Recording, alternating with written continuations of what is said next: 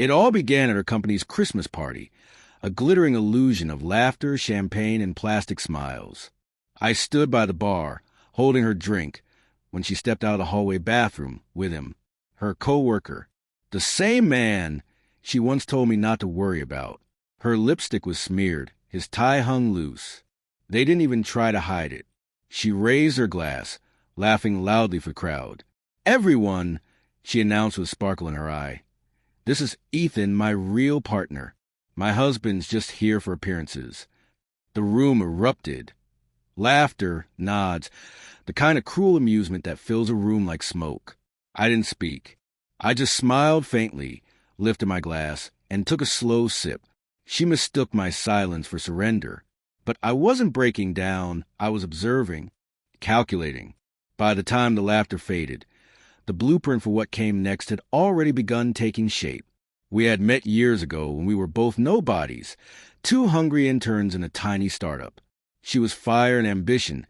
I was patience and structure. Together, we built everything. Her career, our home, and my consulting business, which quietly funded her climb. She always said we were a team, and I believed her. I believed it when I helped her write her MBA essays. I believed it when I introduced her to one of my clients, the man who later became her company's biggest investor. Funny how it all turned into her. Once success arrived, something in her changed. Compliments became orders. Dinner conversations became boardroom briefings. Every choice had to look perfect for her career. What once felt like love had turned into branding. By the time that Christmas party came around, I already sensed it. The distance, the shift, the new game she was playing. One where I wasn't her partner anymore, just her prop. The signs had started weeks earlier. A hotel receipt tucked into her coat pocket, a text from Ethan C., referencing room 312 again, and a credit card charge I didn't recognize. When I confronted her, she laughed. "Don't be paranoid. He's just my mentor." But the scent of unfamiliar cologne, clinging to her scarf, said otherwise. I didn't argue. I just looked at her long enough for her to know I knew. When she turned away, pretending she didn't care, I made my decision. I wouldn't confront her. I'd construct something better. Because revenge isn't about rage. It's about design. Move one. I knew her company inside out. Its weak points, its reliance on key investors, the delicate web of vendors that kept it running. Half of her department's success came from people I'd introduced, consultants and contractors who still owed me favors. Move two. I reactivated an old business account for my consulting firm, the same one she used occasionally for small company expenses. I quietly kept it under my name. Every project she approved through that channel legally fell under my control. Move three. I drafted a polite professional email to her company's finance team, a routine compliance notice citing irregular vendor payments tied to my firm. I copied the investor representative for transparency. Move four. I had coffee with one of the investors, an old friend, and shared some concerns about potential insider favoritism between a manager and her subordinate. I didn't say names. I didn't have to. He connected the dots himself. Move five. I waited, because the most elegant revenge doesn't need to be delivered. It grows. 3 days after the Christmas party, my phone buzzed before sunrise. Her texts were panicked. "What did you do?" "They're investigating everything. Our accounts are frozen. My project's on hold. Please answer." I didn't reply. The audit team had uncovered irregularities, conflict of interest between her department and outside vendors.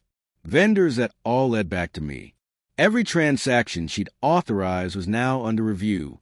The CFO ordered a freeze. The investors demanded an emergency board meeting. Ethan, her real partner, was suspended for undisclosed financial connections. I didn't have to move another piece. The system was already dismantling her for me. When she called the 5th time, I finally picked up. Her voice was shaking. "You destroyed everything.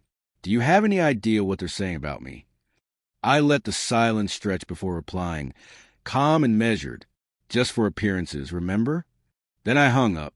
The fallout came fast. Her company prided itself on integrity, so when the audit leaks hit the press, screenshots, timestamps, overlapping payments, the headlines exploded. favoritism, possible fraud, ethical misconduct. Ethan was fired. She was suspended pending investigation. But the real damage came during the shareholders' meeting. The investor I'd once introduced requested public disclosure of all related party transactions. Her name appeared on nearly half of them. When she tried to explain, I saw photos later. Her father sitting in the audience, his face carved in stone. Disbelief, disgust, disappointment.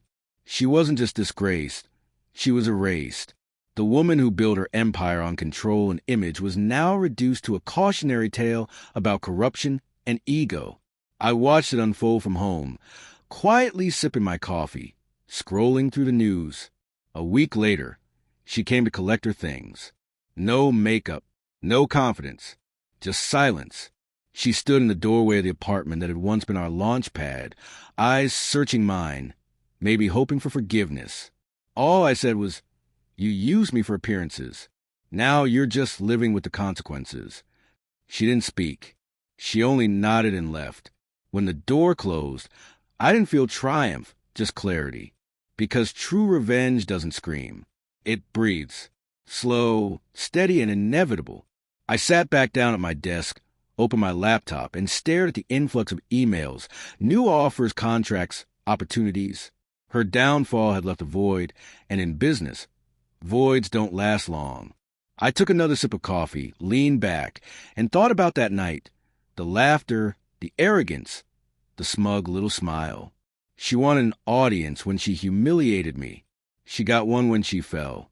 She made me invisible that night. So I made sure the world stopped seeing her altogether.